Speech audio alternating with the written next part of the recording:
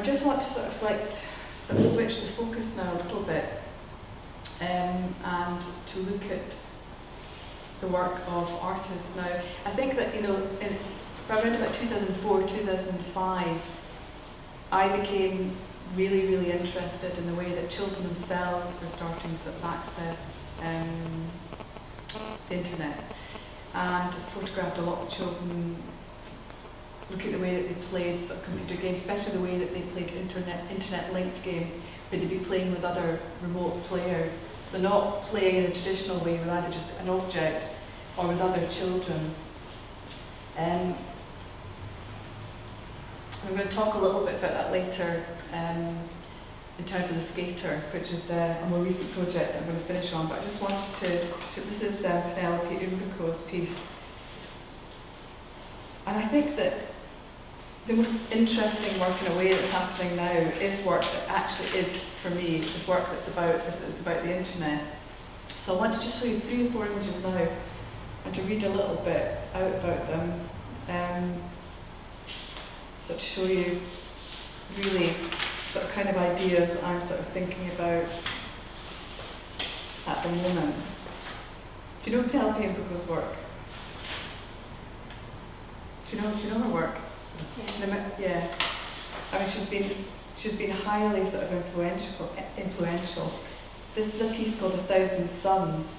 So it's basically images that she's downloaded from Flickr. And she often works in these sort of internet sort of chronologies. And I think that, she works in a very interesting way. And by sort of putting together, sort of collating sort of these images from Flickr, she in ways, she tells us a lot about ourselves. So I'll read a little bit out about this. I've got a couple of paragraphs here which I should read. So, we as artists can now access any publicly available archive. And in fact, many artists now are focusing their attentions on the digital archive and turning to the internet as a source or subject of their work. And as I said, this is Umbriko's ongoing series, Suns, from Flickr, which is made up of amateur photographs of sunsets uploaded to the photo sharing site.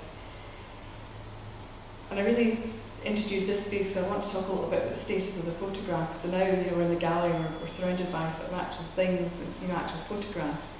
But the status of the photographs and objects has changed drastically since I was a student, in the mid-90s. And a printed photograph is obviously an object, but what's a purely digital image? There's still the physical matter of the screen, the hardware and the software, but it's now entirely possible to make an image using only digital means. And for that image to live in the digital space and only there. And that's now something that photographers are working with a lot, because it's only photographers are working with abstraction, pure abstraction of photography, which is, for me, one of the most exciting areas of contemporary practice. It's only if an image is taken up into the wider economy and circulated beyond the confines of the web that it might take a physical form. But as artist and writer Hito Steyerl has noted, the digital image is not as ephemeral as one might think. Because just as a photograph is lodged in paper, the digital image is lodged in a circulatory system of desire and exchange, which itself relies on a very specific economic regime. So, going back into schools in 2004, 2005, and sort of watching children as they played sort of digital games, that was something that I was really thinking about. And I was thinking about the access of digital provision for children, ICT classes and computer suites, and looking at the way that they'd had completely replaced the spaces that I'd often shot in the past. So now the children I was photographing, I'm thinking about where, unlike the children from the early portraits, digital natives, so these children, this girl, had grown up into a digital world. Children were being brought into a world where their only experiences would be formed by access to this world, to the technical universe, and I was interested in thinking about this as things develop.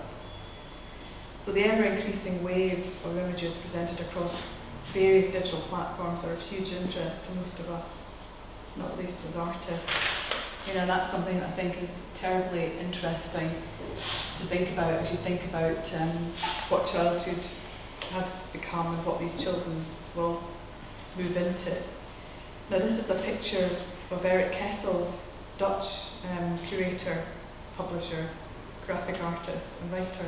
This is a picture of his installation at Foam called 24 Hours Worth of Photographs uploaded to Flickr in 2011. Don't know if you saw this. Did you see it when you were in Arles? No, that wasn't the year you were in Arles. So I just wanted to show you this picture. It was a great installation. According to statistics then, so that was 2011, 20% of all photographs taken at this point in time are destined for Facebook. Given that the vast majority of these are taken with camera phones, it's clear that for now, and most likely in the future, the role of photography is to socially engage quickly, to have immediate impact, and then just as quickly to fade into the background, to be replaced almost immediately by something more likeable. It's almost impossible to imagine that many of the images would have ever been printed out if it were not to make the point that it's to sites like Flickr that we now go to create a family archive and not to the printed objects of old. Recent statistics show that currently about 10% of all photographs taken ever were taken in the last 12 months. So a lot of pictures are being produced. And this is a piece by Evan Roth, who's an American artist, young American artist, who's, I think, very interesting artist. This is a piece called Cash Portrait.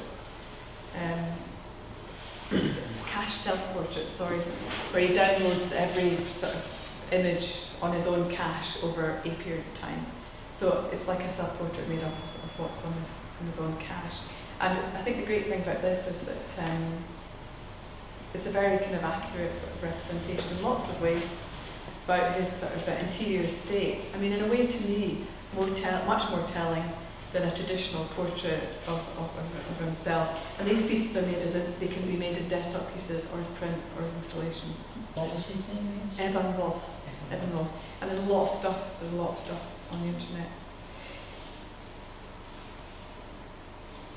I just want to go on to this project, The Skater. I did a commission for the Photo Gallery in 2009, Photo Gallery Wales, called The Skater.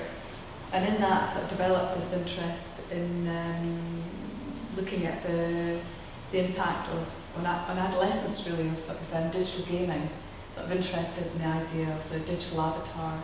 Now teenagers especially use the avatar to sort of describe themselves and interact with others. I've just got a little clip to show you. Let's see if this works. This is, I was just interested in sort of watching. My own children were playing a lot of these kind of sports games, like Nintendo sort of games, where they were working with sort of various sort of,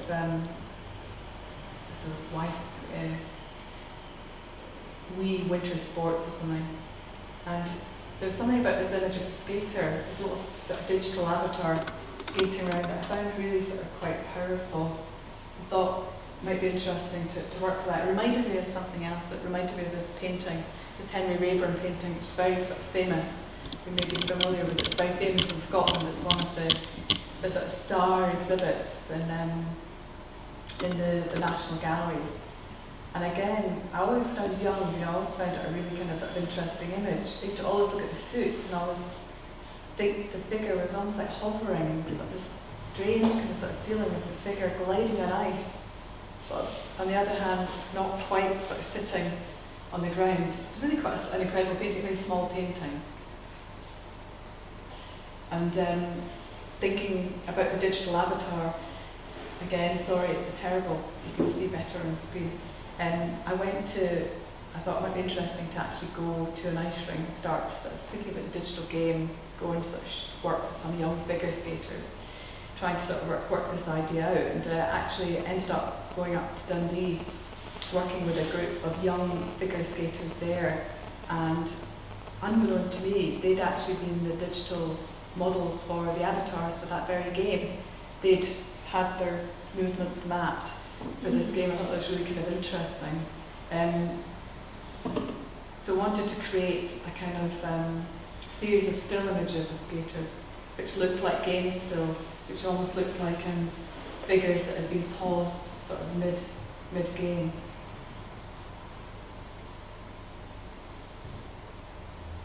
And it was an incredible sort of place to sort of shoot.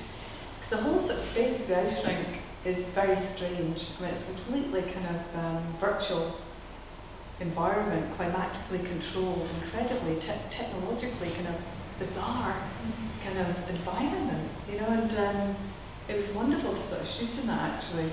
So I produced a series of portraits called Avatars, and also made a film. I'll show you a little bit of this. It's actually called The Loop. I'll just talk over that. And this was shot as a 2-screen piece, and on the left-hand screen was the skater going through her sort of moves, and on the right-hand screen was this young girl going through, like mirroring the moves of the skater that she was watching on a screen just off to the left.